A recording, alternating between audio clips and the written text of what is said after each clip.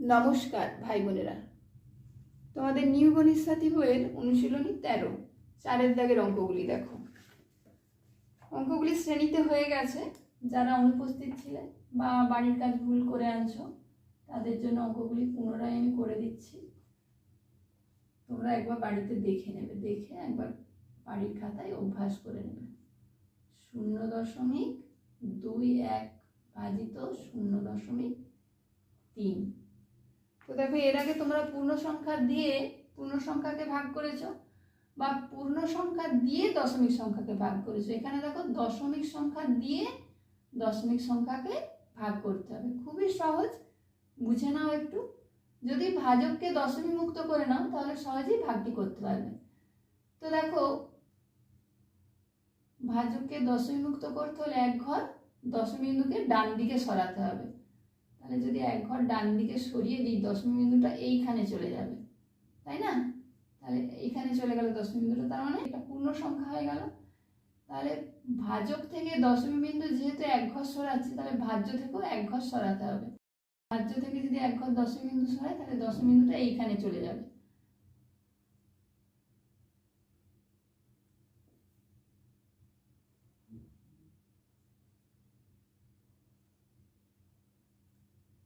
তোমাদেরকে বোঝানোর জন্য আমি এই দাগটা দিয়েছিলাম, তোমরা এটা দেবে না।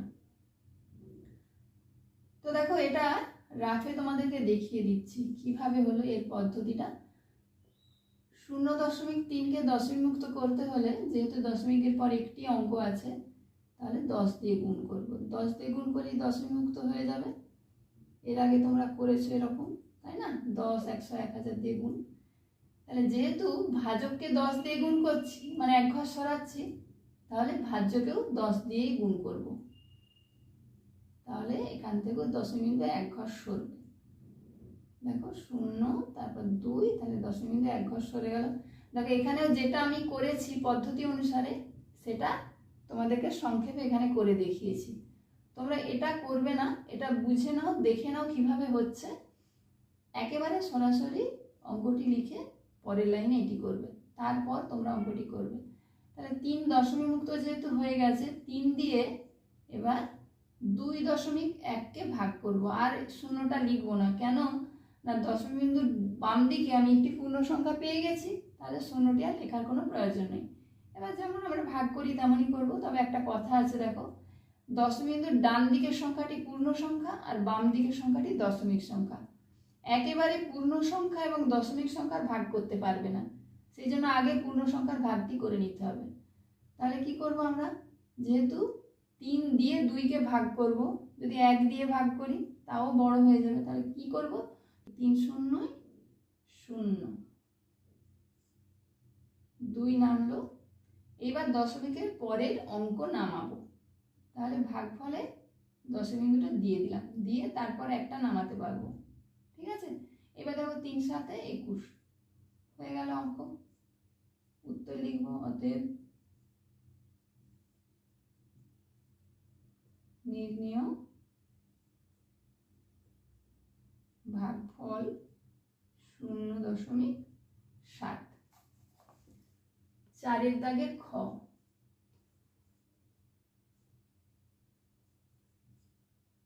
0.064 ভাজিত 0.8। বুঝে গেছো কিভাবে ভাজককে দশমিক মুক্ত করতে হবে? দেখো, এখানে এক ঘর দশমিককে ডান দিকে সরালেই দশমিক মুক্ত হয়ে যাবে। তাহলে ভাজকে যেহেতু এক ঘর সরাবো, ভাজ্যতেও এক ঘর সরাবো। ঠিক আছে? তাহলে প্রথমে আগে মাঝখানে ভাজিত চিহ্নটা দিয়ে দাও। এটা 1-2 বার করলে অভ্যাস হয়ে যাবে তোমাদের। দশমিক মুক্ত হয়ে গেল। এখানেও দেখো, তাহলে কি করব, 0, এইখানে দশমিক বিন্দুটা চলে যাবে, তাই না? এইখানটাই হয়ে যাবে দশমিক বিন্দুটা। 6 4, তাহলে 8 দিয়ে ভাগ করব। 8 দিয়ে ভাগ করব। এখানে কিন্তু এই শূন্যটা লিখবো না, দশমিক বিন্দুর বাম দিকে যে শূন্যটি আছে একটি শূন্য লিখব, 0.64। এবার ভাগ করব 8 0 0। দশমিক বিন্দুর পরের সংখ্যা নামবে, সেই জন্য আগে ভাগফলে একটা দশমিক বিন্দু বসিয়ে দেবো, তারপর সংখ্যাটি নামাবো। দেখো এখানে 6 8-এর থেকে ছোট, তাহলে 8 0 0, 6 4, 8 8 64 হয়ে গেল অঙ্ক। উত্তর লিখব অতএব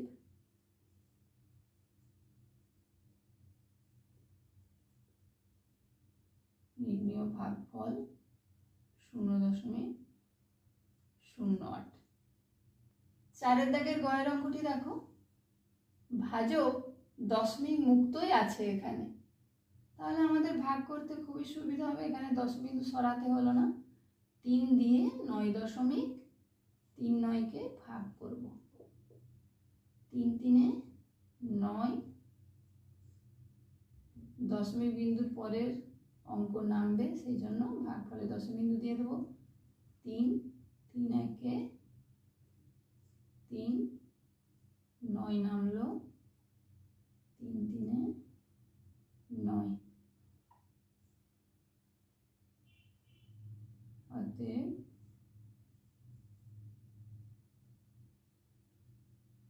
নির্ণেয় ভাগফল 3.13। 4-এর দাগের ঘ তাই একই, ভাজক দশমিক মুক্ত আছে, তাহলে আমরা আর দশমিক বিন্দু স্থানান্তরের কোনো প্রয়োজন হবে না। 5 9 45। এখানে দেখো মিলে গেছে 0, তাহলে আমরা দশমিক বিন্দুর পরের অঙ্ক নামাবো। তাহলে এখানে ভাগফলে দশমিক বিন্দু দিলাম, 3 নামলো, 5 0 0, যেহেতু 5-এর থেকে 3 ছোট, এবার বিয়োগ করে 3 পেলাম, 5 নামলো, 5 7 35। অতএব নির্ণেয় ভাগফল 9.07। 5-এর দাগের অঙ্কটি দেখো, এখানে ভাজকের এক ঘর ডান দিকে সরালেই দশমিক মুক্ত হয়ে যাবে, তাহলে ভাজ্য থেকেও এক ঘর ডান দিকে দশমিক বিন্দু সরাবো। এটা আগেই তোমাকে হিসাব করে দেখে নিতে হবে, তাহলে যদি এক ঘর ডান দিকে সরে দশমিক বিন্দুটা এইখানে হয়ে যাবে, ভাজিত দশমিক বিন্দুটা এইখানে হয়ে যাবে, তার মানে 25 হয়ে গেল। 2.5 ছিল, দশমিক বিন্দু ডান দিকে সরালাম, 25 হয়ে গেল, তার মানে এটি পূর্ণ সংখ্যা হয়ে গেল। এবার 25 দিয়ে ভাগ করব 125, এটাও দশমিক মুক্ত সংখ্যা, মানে দশমিকের পরে 0 আছে, এই শূন্যটা আর আমরা লিখবই না, এই শূন্যটার কোনো দরকারই নেই, এটাকে আর সংখ্যা হিসেবে ধরাই হবে না, ঠিক আছে। তাহলে 25 দিয়ে 125কে ভাগ করব, নামটা গুনে দেখো একেবারে হয়ে যাবে, 25 5 125 হয়ে গেল অঙ্ক। উত্তর লিখব অতএব নির্ণেয় ভাগফল 5। 6-এর অঙ্কটি দেখো, এখানে দেখো ভাজকের যে সংখ্যাটি আছে, দশমিক বিন্দু এক ঘর ডান দিকে সরালেই দশমিক মুক্ত সংখ্যা হয়ে যাবে, তাহলে ভাজক থেকে যেহেতু এক ঘর ডান দিকে সরাবো, ভাজ্য থেকেও এক ঘর ডান দিকে সরাতে হবে। হিসাব বোঝা গেল। তাহলে দশমিক বিন্দু কোথায় যাবে দেখে নাও, 3 1 7-এর ডান দিকে চলে গেল, এইখানে দশমিক বিন্দুটা হয়ে গেল, দশমিক বিন্দুটা এখান থেকে এইখানে চলে গেল, তারপর আবার একটা 7 আছে 3, তাহলে 317.73 হয়ে গেল। ছিল 31.773, আর দশমিক বিন্দু এক ঘর সরাতে হলো 317.73, ভাজিত 5 1, দশমিক বিন্দু এইখানে চলে গেল একের ডান দিকে, তার মানে 51 হয়ে গেল। 5.1, দশমিক বিন্দু ডান দিকে যেই সরে গেল পূর্ণ সংখ্যা হয়ে গেল, ভাজক হয়ে গেল 51। তাহলে এবার 51 দিয়ে 317.73কে ভাগ করব। 6 6 দিয়ে যাবে, দেখো 6 একে 6, 5 6 30, বিয়োগ করলে হবে 1, 1 দশমিকের পরের অঙ্ক নামবে, তাই ভাগফলে দশমিক দিয়ে দিলাম। 7 নামলো, 2 দিয়ে যাবে, 2 একে 2, 5 2 10, বিয়োগ করলে হবে 5 1, 3 নামবে, এবার 3 দিয়ে যাবে, 3 একে 3, 3 5 15, হয়ে গেল অঙ্ক। উত্তর লিখব অতএব নির্ণেয় ভাগফল 6.23। 4 দাগের 6 অঙ্কটি তোমরা অনেকেই ভুল করছিলে, কিছুই না, ব্যাপারটা বুঝে নাও। দেখো এটি ভাজক সংখ্যা, ভাজক সংখ্যার দেখো 3 ঘর আগে দশমিক বিন্দু আছে, 1 2 3, 3 ঘর আগে দশমিক বিন্দু আছে। তাহলে যদি এই ভাজক সংখ্যাটাকে দশমিক মুক্ত করতে হয়, তাহলে 3 ঘর, এই 3 ঘর ডান দিকে সরাতে হবে। তাহলে এখানে যদি 3 ঘর ডান দিকে সরাতে হয়, মানে ভাজক সংখ্যা থেকে যদি 3 ঘর ডান দিকে সরাতে হয়, তাহলে ভাজ্য সংখ্যা থেকেও 3 ঘর ডান দিকে সরাতে হবে। কিন্তু এখানে দেখো আছে দুটো অঙ্ক, তাহলে কি করব? তাহলে এই 8-এর পরে একটা শূন্য নিয়ে নেবো, তাহলেই তো সমান সমান হয়ে যাবে, তাই না? তো দেখো কি করছি আমি, 2 5 0 8, 2 ঘর গেল, 2 ঘর হলো। তাহলে এখানে যদি একটা আমি শূন্য নিয়ে নিই, দেখো দশমিকটা এইখানে চলে এলো, তাহলে এখানে 3 ঘর হলো কিনা, বোঝা গেল? তাহলে এখানেও 3টে ঘর হয়ে গেল। তারপর এখানে তো সরছে 3 ঘর, এখানে 3 ঘর সরছে বলি এখানেও 3 ঘর সরল। যদি এরকম হয় তাহলে ঠিক এইভাবে করবে, বোঝা গেল? তাহলে এবার 2508 দিয়ে 25080কে ভাগ করব, 25080। দেখো এই পর্যন্ত 8 পর্যন্ত সব সংখ্যাগুলো একই, তাহলে 1 দিয়ে ভাগ করব 2508। খুব সহজ, একটু বুঝে নাও। শূন্য নামবে, এবার 2508 শূন্যই 0 হয়ে গেল অঙ্ক। উত্তর হলো 10। অতএব নির্ণেয় ভাগফল 10। বর্গীয় জয় দাগের অঙ্কটি দেখো, এখানেও ভাজককে দশমিক মুক্ত করতে হলে 1 ঘর ডান দিকে সরাতে হবে। তাহলে এখানে যেহেতু 1 ঘর ডান দিকে সরাবো, এখানেও ভাজ্য থেকেও 1 ঘর ডান দিকে সরবে। হিসাব বুঝে নিয়েছো? তাহলে দশমিক বিন্দু যাবে 8-এর পরে আর 5-এর আগে, তাই না? 5-এর আগে আর 8-এর পরে ভাজিত দশমিক চলে গেল 5-এর পরে, তাহলে 5 পূর্ণ সংখ্যা হয়ে গেল। এবার 5 দিয়ে 68.5কে ভাগ করব, 5 একে 5, 1 বিয়োগ করে পেলাম 8 নামলো, 5 3 15 বিয়োগ করে 3 পেলাম। দশমিক বিন্দুর পরের অঙ্কটি নামবে, তাই এখানে দশমিক বসালাম, 5 নামলো, 5 7 35। উত্তর লিখব নির্ণেয় ভাগফল 13.7। 6-এর দাগের অঙ্কটি দেখো, ওই 6-এর দাগের অঙ্কের মতো এখানে দেখো দশমিকের পর 3টি অঙ্ক আছে, তাই না? কিন্তু এখানে দশমিকের পর 2টো অঙ্ক আছে। তাহলে দশমিক বিন্দু এখানে 3 ঘর ডান দিকে যদি সরে ভাজকের সংখ্যা থেকে, ভাজ্য সংখ্যা থেকেও 3 ঘর সরবে, কিন্তু আছে 2টো অঙ্ক। তাহলে কি করব? একদম ঠিক 2-এর পরে একটা শূন্য বসিয়ে নেব। তো দেখো সমান 7 2, তারপর শূন্য, মানে দশমিক বিন্দুটা এইখানে চলে এলো। তাহলে দেখো 3 ঘর ডান দিকে সরলো, তাই না? তাহলে এখানেও তাই, যদি 3 ঘর ডান দিকে সরে এইখানে দশমিক বিন্দুটা হয়ে গেল। তাহলে 8 পূর্ণ সংখ্যা হয়ে গেল। তাহলে এই বাম দিকের শূন্যগুলো আর লিখবো না। তাহলে 8 দিয়ে, আর এখানেও বাম দিকের শূন্যটা লিখবো না, 8 দিয়ে 720-কে ভাগ করব। 8 9 72, দুটোই পূর্ণ সংখ্যা হয়ে গেছে, দেখতে পাচ্ছ? 720 আর এটা 8।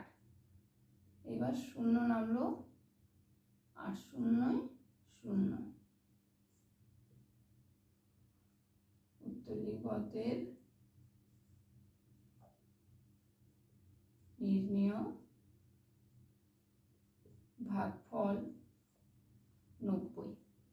4 দাগে নিয়ম দেখো, এখানে ভাজক সংখ্যাটি দশমিক সংখ্যা আর ভাজ্য সংখ্যাটি পূর্ণ সংখ্যা। এখানে দেখো ভাজক সংখ্যা থেকে দশমিকের 1 ঘর ডান দিকে সরাবো। তাহলে ভাজক সংখ্যা থেকে 1 ঘর ডান দিকে সরাবো মানে ভাজ্য সংখ্যা থেকেও 1 ঘর ডান দিকে সরাতে হবে, তাই না? কিন্তু এখানে তো দশমিক বিন্দু নেই, দশমিক বিন্দু এইখানে আছে। কোনো পূর্ণ সংখ্যার ডান দিকে দশমিক বিন্দু থাকে, আমরা জানি, এটা আগেই জেনেছি। তাহলে এখানে যদি দশমিক বিন্দু থাকে, এটা যদি ডান দিকে 1 ঘর সরাই তাহলে একদম ঠিক 10-এর পরে একটা শূন্য নিয়ে নেব। তাহলে এটা হয়ে গেল, দশমিক বিন্দুটা এইখানে ছিল, ডান দিকে যদি সরে যায় তাহলে আর একটা শূন্য বসে এইখানে দশমিক বিন্দুটা হয়ে গেল। আর এটা যদি পূর্ণ সংখ্যা করি তাহলে দশমিক বিন্দুটা 2-এর পরে চলে যাবে। তাহলে 2ও পূর্ণ সংখ্যা হয়ে গেল, এখানে 100 পূর্ণ সংখ্যা হয়ে গেল। তাহলে 2 দিয়ে 100-কে ভাগ করব। 2 5 10, 0 2 0 0। উত্তর হলো 50। অতএব নির্ণেয়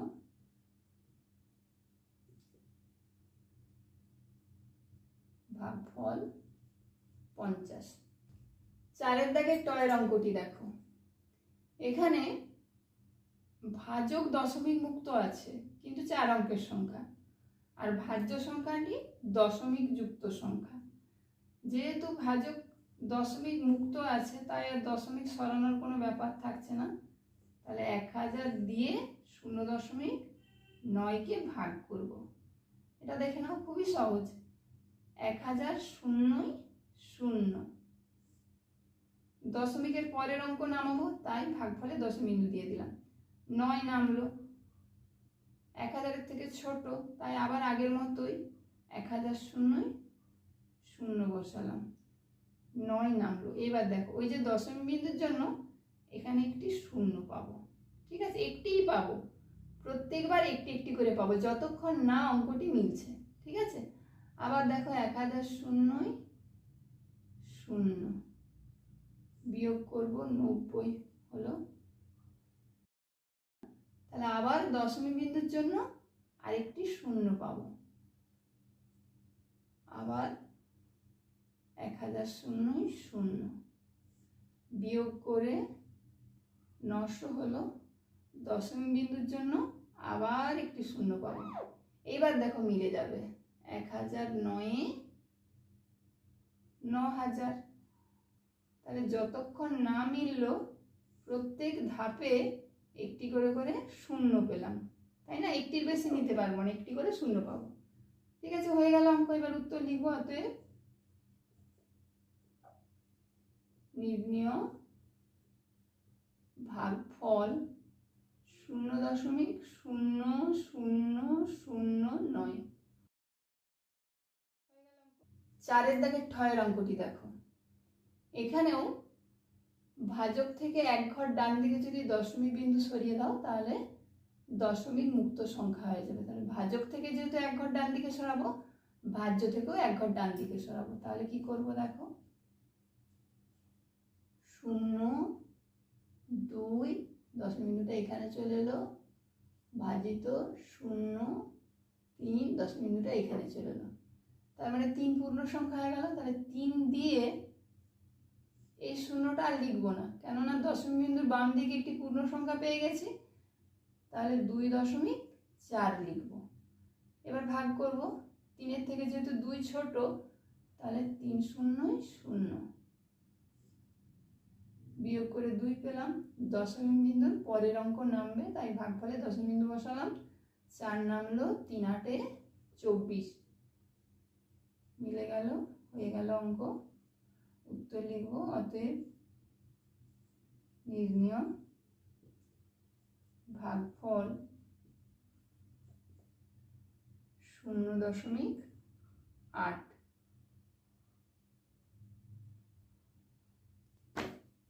অনুশীলনী 13 4-এর দাগের সমস্ত অঙ্কগুলি তোমাদেরকে করে দিলাম, তোমরা বাড়িতে অভ্যাস করবে। নমস্কার।